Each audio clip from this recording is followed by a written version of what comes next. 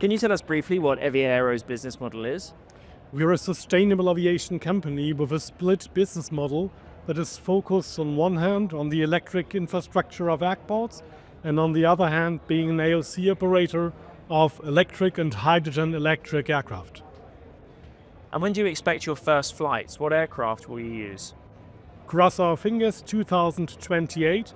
The first one will be a Britten Norman Islander with a conversion kit from Crownfield Aerospace Solutions that allows us to have an existing structure together with a refit kit and conversion kit to hydrogen electric with a fuel cell, with electric motor and heat exchanger. This one will be certificated by CAA in UK in 2027 and by EASA in 2028, and cross my fingers, delivered to us in 2028.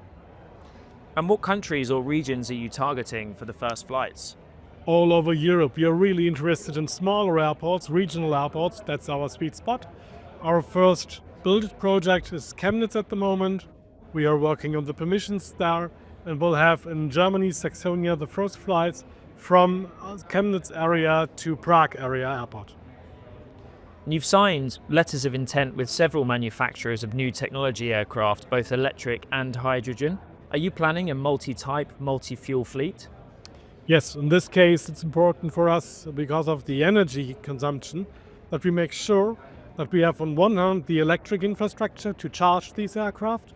You can imagine if you plug in a switch in an aviation electric aircraft, there's a peak of 2 megawatt in the system.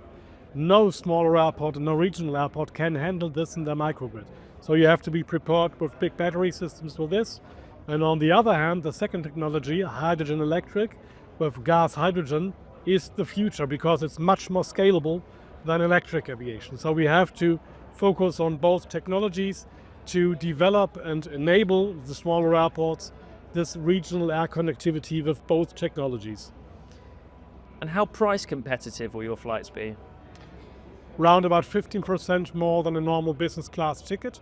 Our focus are business customers all over Europe that have this classical regional air transportation model, approved business model for decades and decades, with double daily, triple daily services between economic regions that makes life easier so that you don't need to overnight at a hotel and can go ahead straight to your meetings. And this in a sustainable way makes life easier for an operator and definitely for a customer, for a business customer, that have also CO2 neutral travel.